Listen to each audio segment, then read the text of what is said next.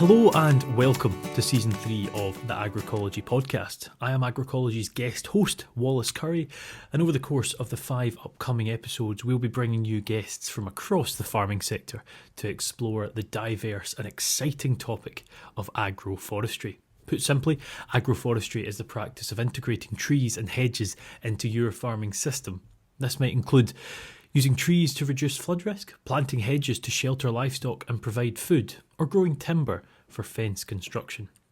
This podcast season, Agroforestry Through the Elements, takes a fresh look at agroforestry by using the classical elements of water, fire, earth and air as a framework to deepen our understanding and challenge assumptions around trees on farm. We'll bring everything together with a final episode on the topic of people. We recorded most of these conversations live at the Agricology stand at the Agroforestry Show, which took place at Wood Oaks Farm in September. If you want to learn more about this event or would like further information about any of our guests, check out the links in the show notes. So, without further ado, let's dig on into Season 3.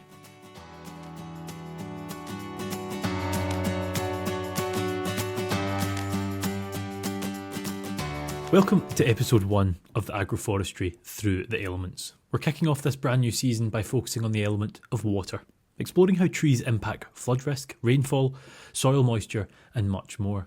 In this episode I'm joined by 3 brilliant guests, who each bring their own unique perspective on the topic of water, while also sharing their broader agroforestry knowledge. At the start of this episode, I chat to Ben Raskin, Head of Agroforestry at the Soil Association, author, manager of a 200-acre agroforestry planting project in Wiltshire, and co-organiser of the event we're at today, the Agroforestry Show. Ben has over 30 years of farming experience and brings an incredible wealth of knowledge to the conversation about using trees effectively to manage extremes of water in a changing climate. Next up is a fascinating conversation with Colin Tosh, a senior agroforestry researcher at the Organic Research Centre, with years of experience carrying out trials and running research projects across the UK. He talks about his work modelling agroforestry systems to understand how trees impact water on farms through their influence on rainfall interception, soil characteristics, microclimates and more. We wrap up the episode talking to Vicki Hird. Vicki wears many hats in her professional life, working as an environmental and farming campaigner, researcher, policy specialist, author and the head of the Wildlife Trust. We discuss the challenges of water pollution caused by both agriculture and sewage companies, and explore further how agroforestry can help tackle these issues by reducing sediment runoff. Vicki also talks about her work with lowland peat soils and explains why more trees mean more water.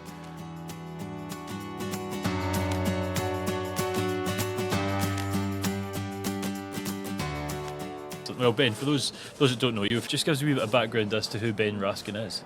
So, my background is in horticulture. So I was an organic commercial vegetable grower for quite a number of years and joined the Soil Association by chance about 19 years ago on a 2-year contract that I thought would be 2 years. It has been 19. But I also work part-time for the Soil Association, so I also work for Helen Browning on her farm in Wiltshire, managing her agroforestry. And then I do a bit of writing and independent consultancy as well. So I have a nice spread and interesting and varied life. Well, that's it. And I think that's a big part of it. There's a saying about that, isn't there? Variety is the spice of life, is it? And I couldn't agree more. I mean, it's just fun.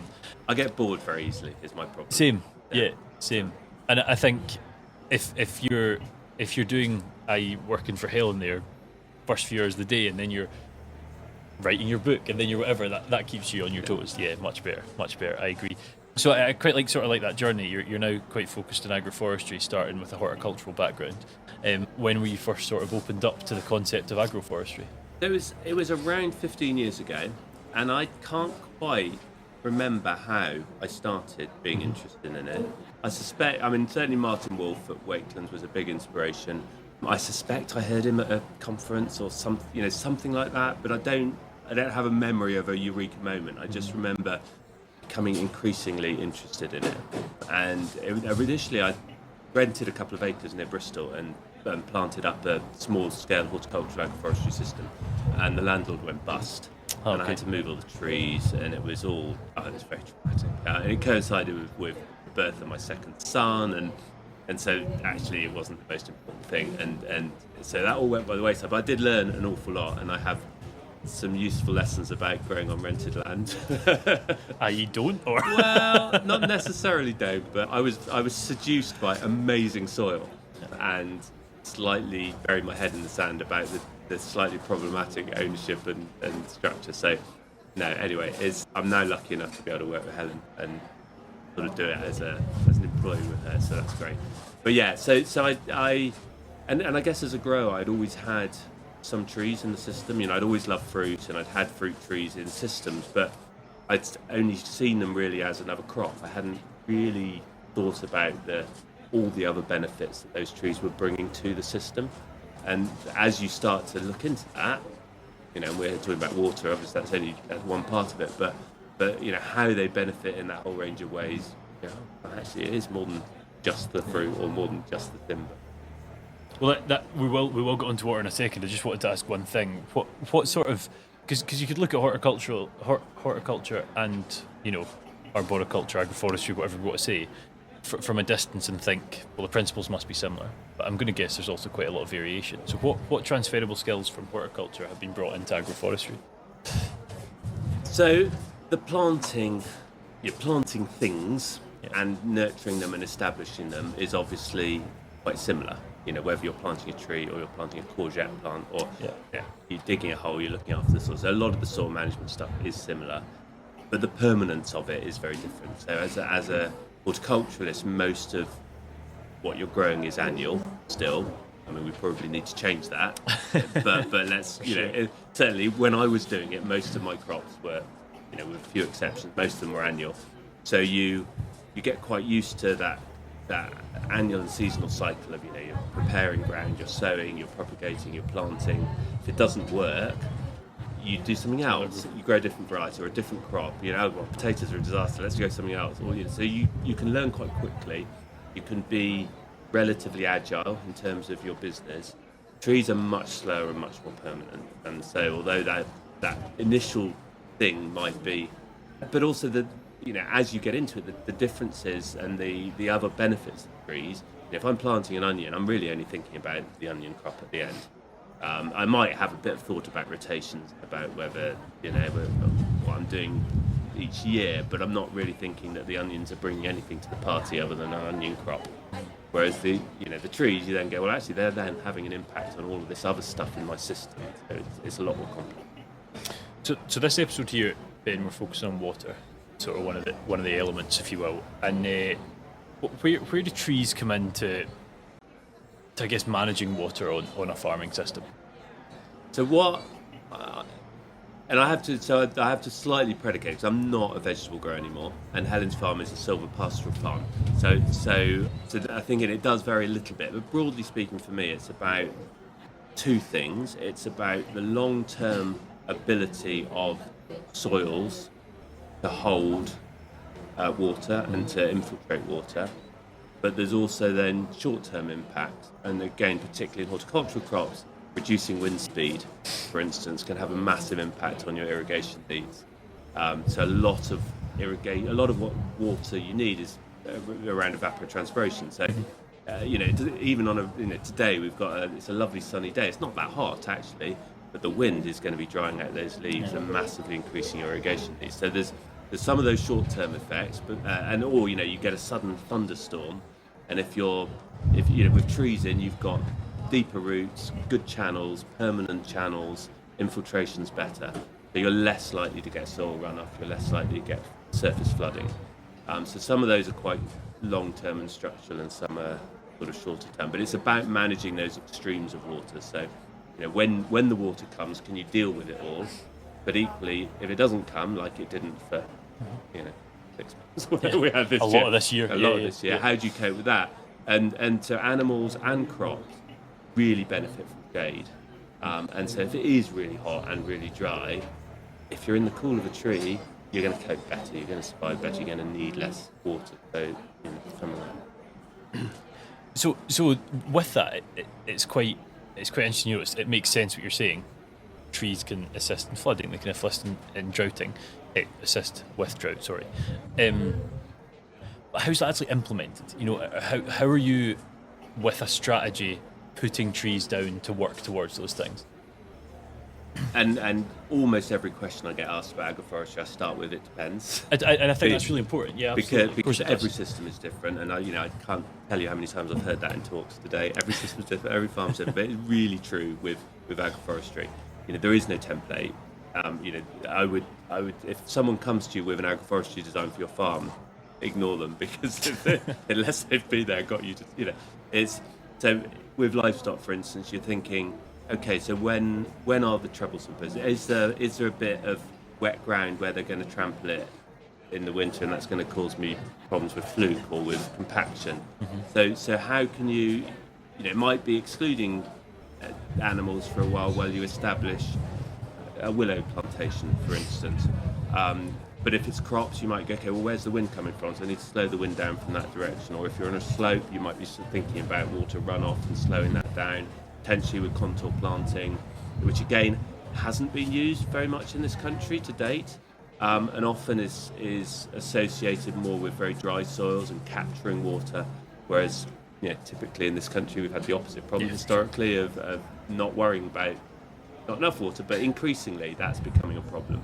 And even areas like Lancashire or Devon, where they would have laughed at you. Well, I remember a kale grower in Lancashire laughing at me when I asked him what he did for irrigation 10 years ago. He said, "We're in Lancashire, I don't need irrigation."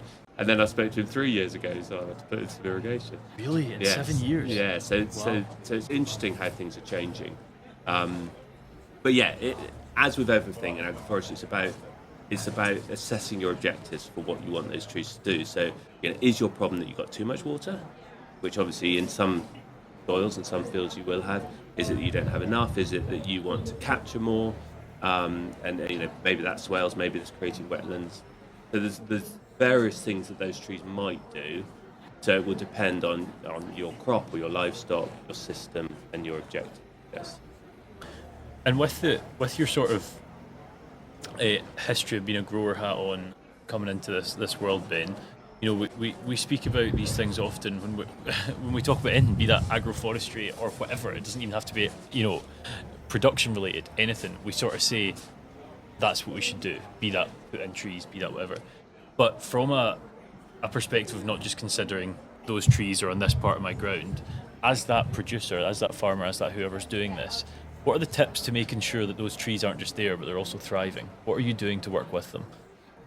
Yeah, I think it's a really good question. And one of the things I love about agroforestry, as opposed to a lot of woodland planting, and particularly woodland planting that has been done historically on farms or communities, is often the people that have planted it are not invested in making it thrive. So typically, some of the farm woodlands that have been planted with grants, the farmers have done it because there was a grant and the field was a bit rubbish anyway, and nice to have some trees, but they haven't then either been incentivised to or had an interest or a need to look after those trees. So there's a lot of 20, 30-year-old woods in really poor condition with nothing much in them. They've been damaged by squirrels. So you see that quite a lot. What I love about agroforestry is you're planting with the farm in mind, and you're planting the trees to benefit the farming system, not just to be some nice trees somewhere else. So you're invested in looking after them. I've planted, Helen and I have planted trees for fodder for the animals. But if we don't look after them, we won't have the fodder. And we've taken land out of production for a reason. And we've decided it's worth taking that land out of production because it will come back into production more productive at a future date. But if we don't look after the trees, then it won't. Mm-hmm. And so planting them really well at the right time, mulching them heavily, and I'm obsessed with wood chip. They're making sure they got a really good mulch. And there's an example here at Wood Oaks Farm where we are for the show, where we planted, I say we, the farm, I wasn't involved directly, planted a shelter belt. It went in a little bit late in February. It's really dry land. There's sort of an inch of topsoil and gravel underneath. That went in late, planted by volunteers and on really dry soil, and then we had the driest year in however many decades. So, I've had lots of stories this year about 80% failures in plantings. We've lost maybe 10% of planting. because they mulched really well, and they must have been planted well. So I think we've got a great band of volunteers. But even so, a really good mulch, and they haven't irrigated. But I would say if you can irrigate, this year, for instance, those trees probably would have done better if they'd been irrigated. So, but that's not feasible for a lot of farms, or not, not easy. So the a really good mulch will help. And that mulch you talk wood chip there, is that an easy thing to integrate? Is that a simple thing to do? I mean it's very straightforward. I mean there's a cost involved, even if you've got your own trees, or we get a lot of free wood chip from tree surgeons, but there's still a cost to spreading it. Whether we've tried, and I've tried every method of spreading wood chip. We've done it with pitchforks out the back of a trailer. I've done it with side tipping dumpers, and we've put it through a feeder wagon. So yeah, lots of different ways.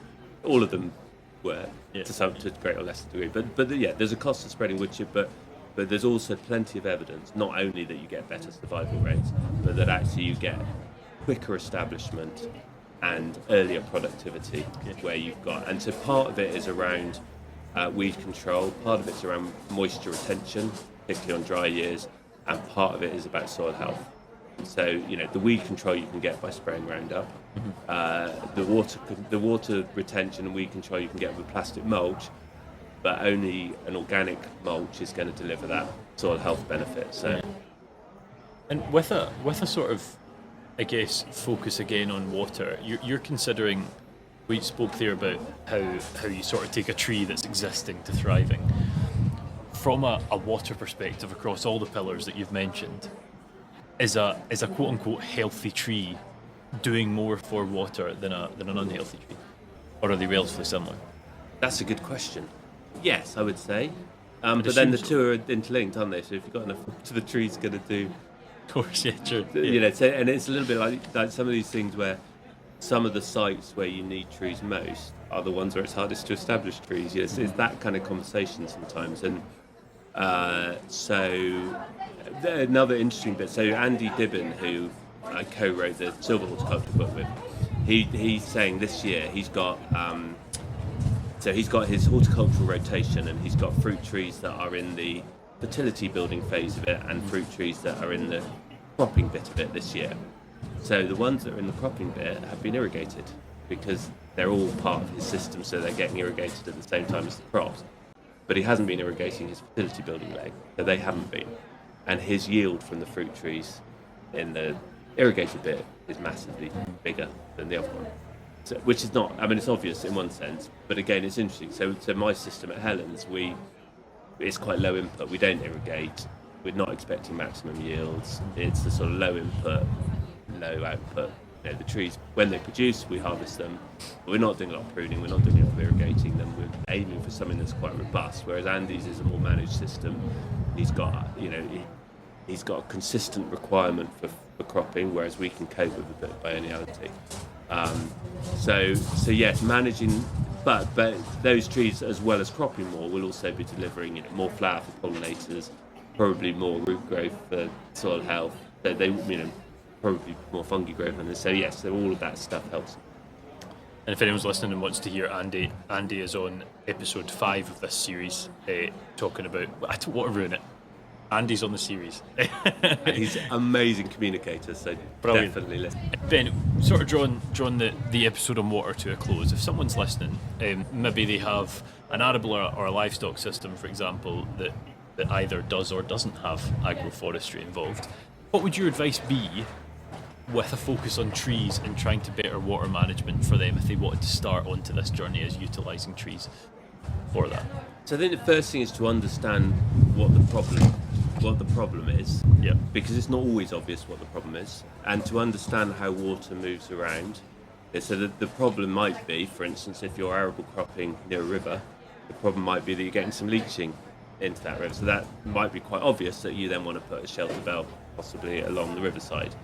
Other times it might be more complicated, but the Pont Bren example in Wales, which is a long-standing agroforestry system, and one of the things they looked at was how not only overall cover, but strategically where do they want their sheep to go, and where the wet patches were. So they excluded sheep from the wet patches, but then also did it in such a way that it guided the sheep down to where they wanted to go. So it was really cleverly planned to hit multiple objectives. But as an example, one of the fields at Helens it's called Withy Pump Field, so gives you a clue. It's a brilliant name, to be fair. Quite how wet it is. Yeah, I can imagine. And there's one area where there was a natural dip, and it flooded every winter. The first 2 years I was there, it flooded every winter and just sat in water.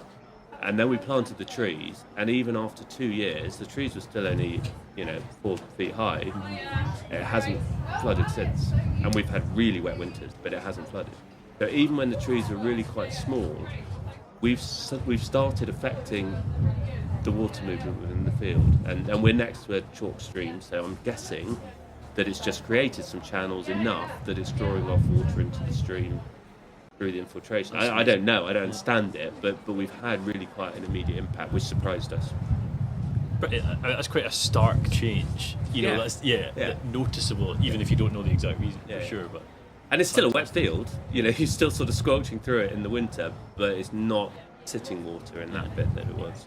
That's an interesting one. There's a good friend of mine, almost said your name, but he's got the same first name, Ben Andrews, who you may or may not have came across.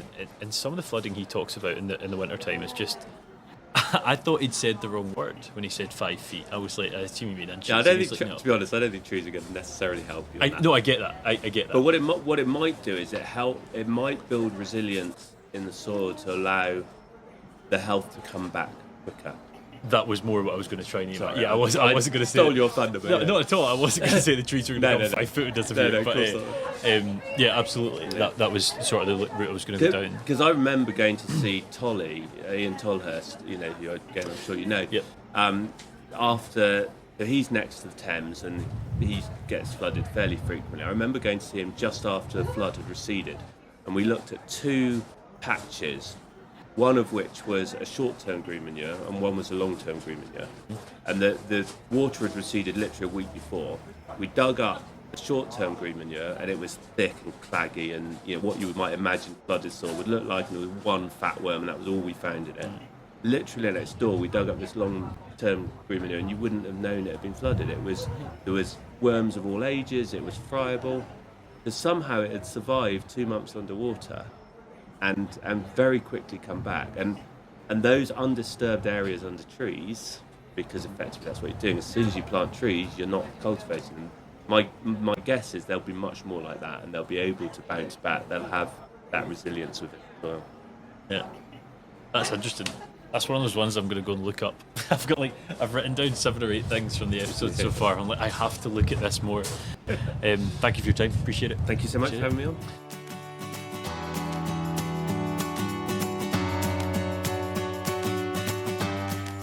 We're here with Colin Tosh. Colin, hello, how are you? Hi, I'm fine.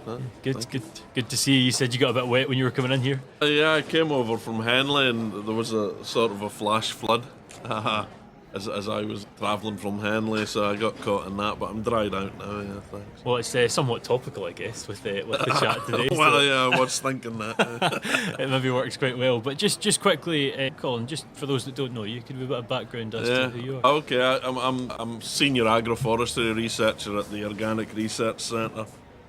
Before that, I was an academic at Newcastle University and various other places, but I got a bit fed up with the ivory tower and wanted to get a bit closer to the field. Okay. So I took this job. So I do a lot of modelling work. Modelling, not necessarily hydrology, but I model agroforestry systems and how that can assist crop growth, especially. I'm not so much of a specialist in animals. We have a Lindsay Wistons in our organisation that does that, but my specialisation is silvo-arable, the interaction of trees and crops. And what does that modelling involve? Well, the current model I'm using is called HiSafe. It was developed by a French team in Montpellier, INRI in France. It's a really complicated model. It has 500 parameters, which is like 500 different bits you can change, how fast the crop grows, how fast the tree grows. So we parameterised it to mimic Wakelands in East Anglia. That's a famous agroforestry farm. It's one of the most mature in the UK. So we modelled the winter wheat and walnut.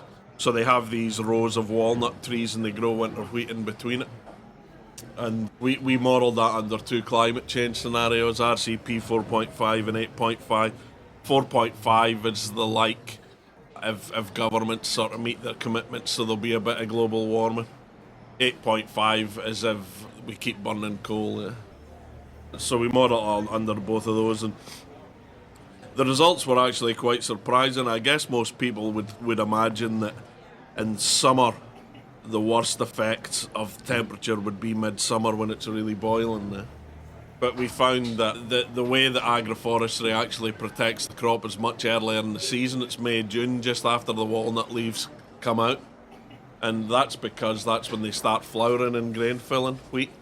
And it's been shown that that's really physiologically sensitive, that period there. So it's not absolute.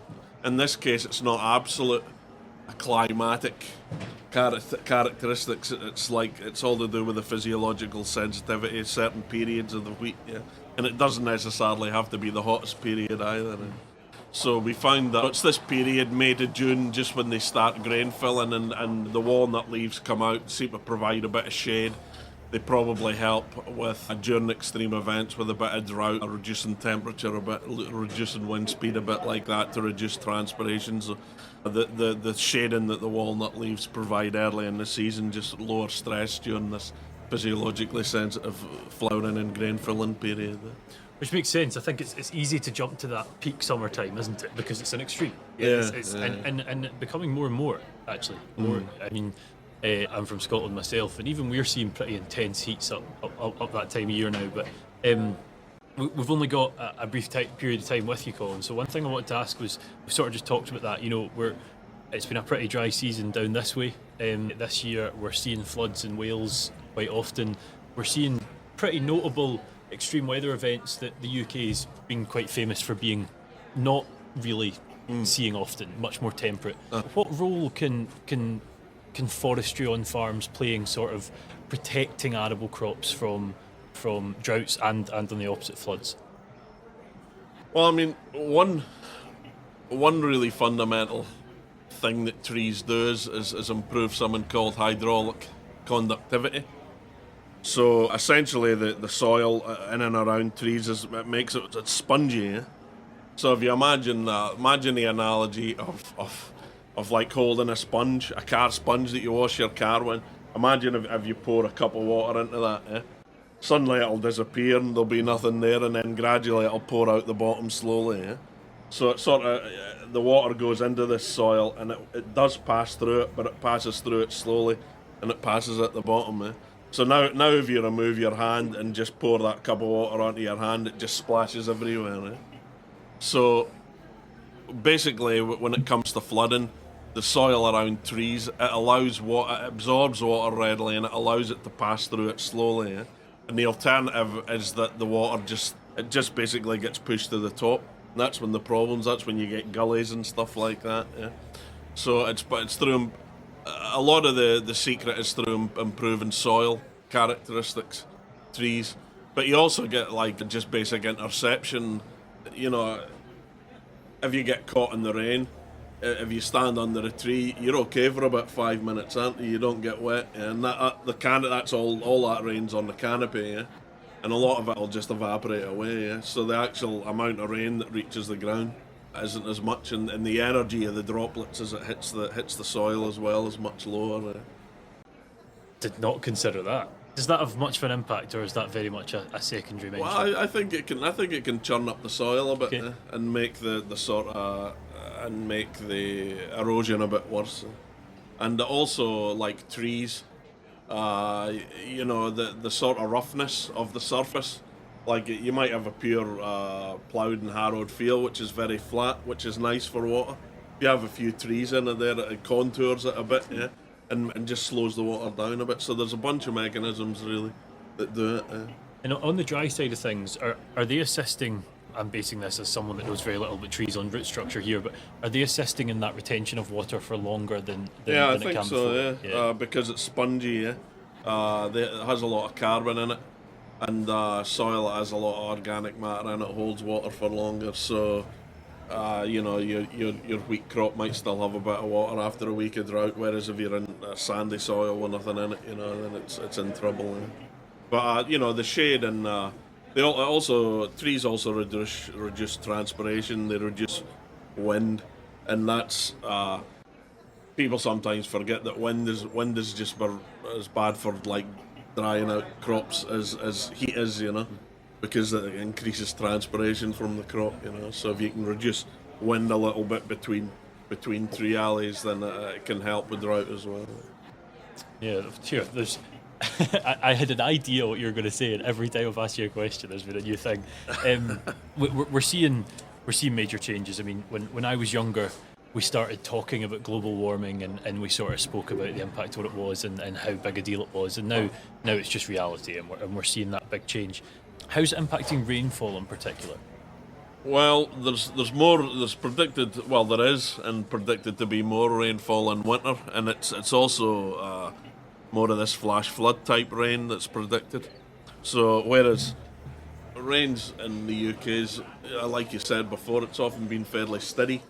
We're getting more of these pelts, where it comes down really quickly, and that's worse for soil erosion, especially if you have poor soil, because it doesn't have time to absorb water, so it just runs across the top, So, like I say, the trees before help absorption, and they also help the rain actually move through the soil rather than over it, which is when the erosion is worse. Yeah. And that in summer as well, it's predicted to get warmer, more heat waves, but also the rain we do get in summer is predicted to come in these very short bursts.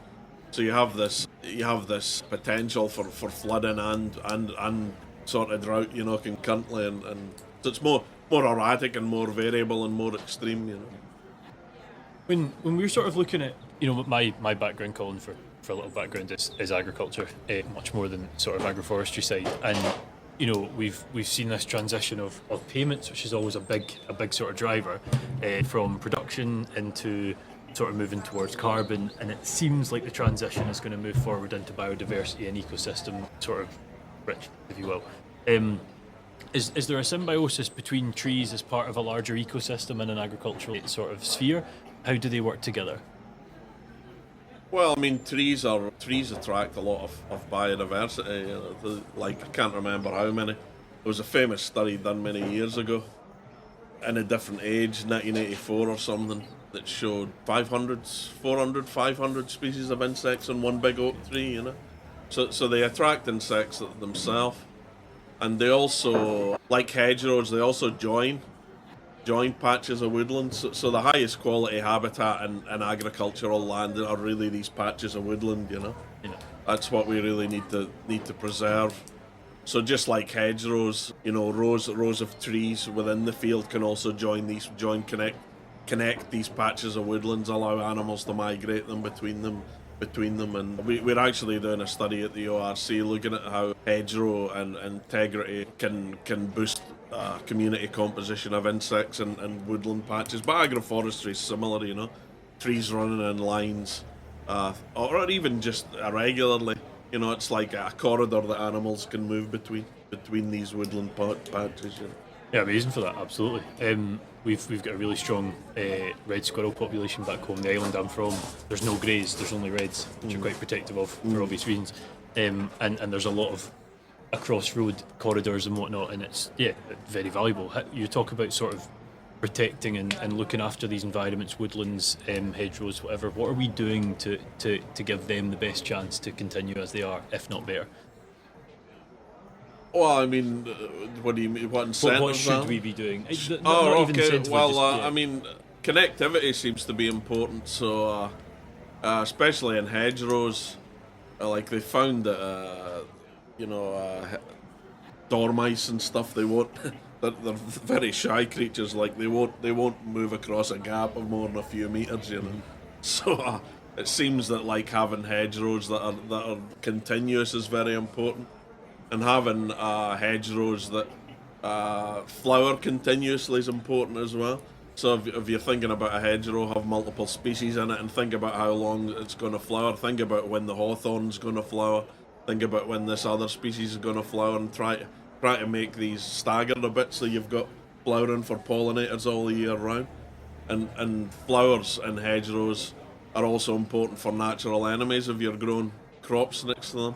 they'll feed natural enemies, and that'll help your crops. So flowering resources and hedgerows and agroforestry are really important. You try to maximise the number of flowers you have, and also in the understory as well. If you want ecosystem services, if you want something that's going to help your crop, Yeah. You're Colin, it's interesting stuff. It's very interesting stuff. I'm conscious you're a busy man. Time flies by when we do these things.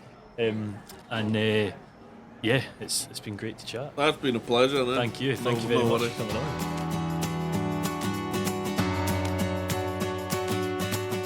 Hello, how are you? Hi, I'm fine. I'm very happy to be here. I'm glad. Yeah, I'm glad. it's great. Vicki, for those that don't know, could we just have a background on who you are? Yes, I'm Vicki Hird. So I've been working in farm and food policy for 35 years now. Started out at Friends of the Earth in the early 90s, but I now work for the Wildlife Trust. I'm the strategic lead on agriculture. So I'm covering agricultural policy, what's going on there, but also the food and supply chain as well, because the Wildlife Trust recognises it's not just what policy does, it's what the supply chain, the retailers, the manufacturers, and the eaters, all of us, make a difference. Well, we're all part of it, aren't we? Yes, whether that's the absolutely. consumer or whether it's the person making the decisions. I also do think it's easy to, just from what you've said there, it's easy to sort of put absolute blame on policy when it's, I'm not saying everything's perfect, but it's rarely the case. We've all got to play a part. Yes. It's interesting to hear you say that. What's made you stay for 35 years in this sort of world? I did dip away for 2 years, but I was working on the arms trade and tax dodgers. So Okay. I quickly went back to farm policy. But partly I have a passion for invertebrates. So that's probably what started me out. That's why I ended up doing a bit of work on pesticides and things. And I still maintain that passion for invertebrates. So that's probably still why I'm here, because we haven't got it right yet. We've gone a long way, and events like this just show how far we've gone in terms of farmers beginning to embrace doing things differently. But there's a long way to go, and the pressures on them and competition between the supermarkets is so toxic, creating a huge race to the bottom, which has happened for 30 years. Even though all my work, it's still been a race to the bottom in some ways, so I've still got work to do. So I'll still keep going until I die, probably. You work in, and we'll get into specifically what you work in environmental justice. Before we get into really anything, what is that?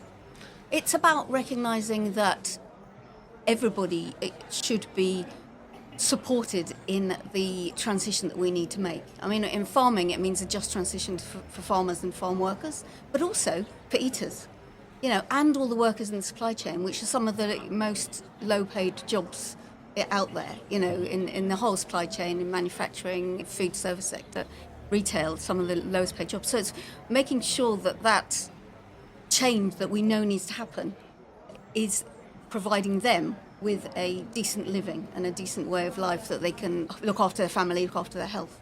And it's not at the moment, and in fact it's going in the wrong direction. So a just transition is the phrase that is used in climate talks, the big global climate talks and just transition, and that's something I've written a lot about and blogged about and things for farmers, but it needs to be for everybody. And we have a huge problem here with people not being able to afford good food, all the food banks, etc., which is a scandal, really. When farmers are perfectly capable of producing good food, it's just that people don't have the incomes, and that's nothing to do with the price of food. It's to do with the welfare state, it's to do with precarity in jobs, low wages, etc., etc. So, in your work, Vicki, are you working on water-based campaigns? Is water coming up often? we are. We have a whole... there's a lot going on in water at the moment, as you know, with the water industry being under a lot of scrutiny, not getting addressed what they're doing, putting sewage into our water systems and destroying whole ecosystems as a result. And it's not just about fresh water, it's the marine as well. There's a huge amount of nutrients going into our marine and really, really important marine environments. But we also are worried that they're not tackling agriculture-based water pollution. And its nutrients is pesticides, but it's also sediment. There's a huge, one of the biggest problems from the agriculture system, or I should say the food system, because it's the food system driving the agriculture system, is sediment. And that just gets overlooked. And yet we're washing away 100,000-year soils into our water systems, which is then smothering the ecosystems in the water systems, which provide us with things like wonderful pest controls, dragonflies are, fantastic carnivores. And yet, when their river is smothered, their aquatic larvae can't survive. So, we've got all those kind of things happening as a result of farming and the food system, most importantly, going in the wrong direction. And it's really severe. It's a really severe problem. And the intensification, things like livestock, pig and poultry, and intensive dairy. We know a lot of the extreme pollution incidents from farming are from those three sectors. And yet, we know we could do it differently. They're producing nutrients which could be used effectively, but it's the volume and the concentration is too much. And we just released a report on pig and poultry. It's an assessment of that, which shows just how concentrated and too much it is in terms of pig and poultry. Well, tell us about some of those shifts that you could see. I mean, it's so easy to say stop using chemical, fine, but like what's a sort of a transitional shift that we could see the system start to take on board to try the system? I'm very encouraged by, the organic sector obviously been doing it for years, but I'm very encouraged by the regenerative and nature-friendly farming community and all the events that are going on and the sharing and the demonstration, because they're starting to actually understand that when you make a change, like if you have a flowering rich margin, you can actually get beneficial insects that will then eat the pests in your crop. But learning that you can't just do it just like that and it will sort it. You have to do it in particular ways. You have to think about the distances invertebrates can travel and how long rove beetles need to take to get to the slugs that you don't want in your crop. I'm obviously interested in invertebrates, but there's so much more to it than that. And pollinating benefits of a more diverse system are well known. There's new, really good independent data about agroforestry providing refuge and habitats for pollinators, pest predators, and also the detritivores, which will turn plant matter into really useful nutrients for your crops. But as we know, that's about diversification, and I'm excited by hearing from farmers about diversifying. And this Agroforestry Show is a perfect example, but groundswell as well. Farmers are talking about that, but it's a big risk. And so that risk needs to be mitigated by the right kind of measures by government and by the industry that's buying at the farm gate. I think things like this event, this is in its infancy, but growing and looking fantastic. And just to look at groundswell, was it 8 years old or something like that? And it's just the first one I went to was about 500 people, maybe. Brilliant. And it was 10,000 this year. This was my first. Oh, and right. I watched Gabe Brown speak, and oh, right. I interviewed him a couple of weeks after, and just even chatting to him, saying it is just a movement. It's amazing, and that shows real desire for what you're talking about. Absolutely. And that's farmers realise that they've been misled and misunderstood, and also realising that the climate is changing, so they've got to have more resilience built in, and resilience comes from diversity. And so thinking about, but that also means, as I said, the farm gate buyer needs to recognise that, and I don't think they have yet. A few retailers are, but farmers find it very difficult to embrace the changes they know they've got to do if they can't get a market for their produce. I encourage you to look up Ubi. Oh no, I know Ubi well. Yeah, they're great. Yeah, great and work. doing good technical stuff about thinking about managing supply and demand and getting the data available to get the produce in the right place at the right time. Really innovated in that area, and I think that's exciting. I've been working for years with growing communities, which is a Hackney. I live in London, in North London, and growing community started in a good friend of mine's garage. And now it's selling across London, but it still wants to be local. It still wants to be resonant with local communities. And it's always going to be organic because it recognises the benefits of organic, and absolutely right. And championing organic because that means those organic farmers can stay organic. Yep. And it's really important to maintain that. And the kind of things that organic farmers have been doing for years are now being embraced as the new regen. And yet, they've been doing it for years. They should be supported in that. I've got one more important question, but before I ask you that, I feel like I have to ask, your passion is invertebrates. How do you get your fix in the middle of London? Well, I do. I'm very lucky to have a garden about 10 metres by 10 metres, and I go in there every day. Nice. And I always, what is incredible, I've been there for 27 years now, that house. And the house is crumbling, the garden's incredibly messy and wild, and I always tell people, if you want to do good for invertebrates in your garden, go messy. Don't be tidy. And so I always find something new every year, and during lockdown it was a godsend, and I was finding new bugs, and I still find new bugs in there, which is incredible.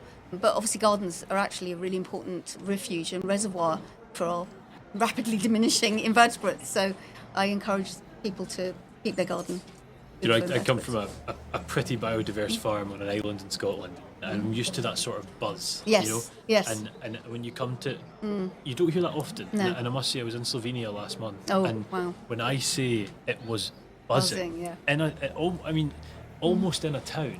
I was like, we're behind. Like, Yeah, I think that used to be there, and I think people are recognising that gardens can be a big part of the solution, and they can. My garden buzzes. You know, I'm so excited when the first bee fly arrives in my garden, and because that's the buzz starts there, and then the hoverflies are all through the summer and everything, and that. So there's quite a buzz. But I also see people putting in AstroTurf. I see people concreting, and I think we ought to have fiscal measures that encourage people to put lawn back, to put borders back, like a money off your water bill, because if your garden has got a lawn, you are going to be reducing the flood risk in your town or in your borough, so, and you're also providing biodiversity benefits as well. So we should be gaining, and people should be assisted in doing that. But yeah, we've lost the buzz. We need to get the buzz back. I think it plays into that, you know, working families and Yeah. is Yes. there time, that question. Yeah. You can sit on whatever side of the fence you want to cut grass, to look after grass at least to a point, whatever level you're looking at it. But Yeah. and sort of draw this part to close, Vicky, I want to ask from your perspective working in policy, and I assume that probably comes here and there with funding as well. Is there funding to sort of support water management around the UK, and if there's not, does it feel like there might be? That's a very good question, and I think it's a question that DEFRA sort of really are trying to embrace, but they've got these a horrific squeeze on budgets, and they've also got this growth agenda, and they've also got this agenda where people are saying not in my backyard, which I think NIMBYism is a good thing. People caring about what happens in their local area is really great, but at the same time we do need more water storing, because we are going to run out, and there's parts of the UK where it's going to be acute. I think the east of England, it already is acute. Businesses were not given licenses because there was no water 2 years ago. So I think water is the future, and we'll be talking about it more. And I do a lot of work on lowland peat soils, which is where we grow a lot of 35% of our vegetables. And yet the lowland peat soils should be re-wetted. And finding the water to re-wet those is a story in itself. It's complex. And I think probably in the next 5 years we'll find water is up the agenda. And there will be funds available, because we can't do without water, and our food can't, our farmers can't do without water. So, yeah, water will be high on the agenda, I think. There's a fascinating lady called Kelly Hewson Fisher. Yes, I know You know her, Kelly? Savills, yeah. Yeah, I can't remember. I'd interviewed someone on another podcast, and I'd said something about the value of water. And all Kelly had to do, make a big mistake, was post on LinkedIn that she was happy to hear I talked about the importance of water. I obviously brought her on and interviewed her well. And I've interviewed over 400 people, and I've never, until Kelly, about episode 340, interviewed someone focused on water. And that's crazy. wow. When I really think about that. My thing is based on food and farming and everything. Yeah. And I had Water is everything. Yeah. Everything, literally. Literally everything. It literally is everything. It encompasses everything. So, no, I think, very and valuable. I actually had a session on lowland peat with the chair of the lowland peat task force that the last government set up, and he said that. He said it's everything. And he did a good report to the government. And I really hope they take up what he said, because we do need to re-wet those lowland peat soils. And you can still grow some things in re-wetted soils. Some food, probably more like fibres, tilfer and stuff like that, to replace plastic fibres, which would be great. We need to go there and retain that water in the soils. And obviously trees are a big part of that. They're brilliant for retaining water in soils and keeping soil health and with organic matter. So more trees will be more water. Just before we finish, Vicky, could you tell us a wee bit about your book? Rebugging the Planet. Yeah, I published this 4 years ago now, and I'm still doing talks on it, which is really brilliant because I love talking about bugs, but it also gives me an opportunity to talk about food. And I tell people to go away with a plan after they've heard my talk or read my book, something about what they cook, something about what they buy. You know, clothes are really important to environment as well as food, but also get political with a small p. I'm apolitical, obviously, I work for charity, but get political, talk to your local politicians and talk to your MP and get loud about this and talk to your friends, family and co-workers, because everybody needs to recognise how important invertebrates are. As important as water, I'd say, because they create the very soil on which we depend for 95% of our food. And I don't believe that we're going to get all our food from factories in the future. Some people do. Eco-modernism is getting a foothold, and it's getting an awful lot of investment. But I think our gut biome needs soil as much as the soil needs our gut biome, you could say, and the gut biome of livestock as well, and wildlife. It's all interrelated, and I don't think we could do it all through a factory. I've been really lucky to be involved. I'm an off-field scholar, and through that sort of, I've got this group of people in ag tech, and they're doctors, they're nutritionists, they're farmers, they're whatever, and talking about that role between soil and food. And it's been a lot of it I was aware of, but just really getting into that nitty-gritty has been fascinating. Yeah, and I worry about some of our fruit and veg all being done by hydroponics and not seeing, the microbiota that they probably should see, and we should be touching these things. And people fearful of touching fruit and veg, washing it diligently.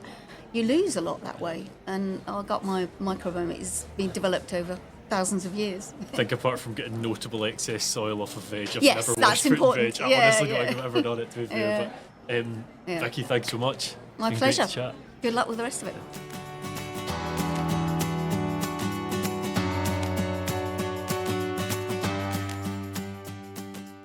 Thank you for listening to episode 1 of Agroforestry Through the Elements. I'm Wallace Currie, and this podcast is produced by Agricology, your go-to destination for practical, sustainable farming resources. Just a reminder that all of the past Agricology podcast seasons and episodes are available to listen for free on Libsyn, Apple, Spotify, SoundCloud, or wherever you get your podcasts. If you've enjoyed this episode, don't forget to subscribe to the Agricology newsletter to stay up to date with future episodes. Agricology would love to hear your thoughts, comments and reflections about the topics covered in this podcast series. You can contact them via email, comment below, or drop them a DM on one of our social media platforms. Join me next time for episode 2, where we'll be talking about fire.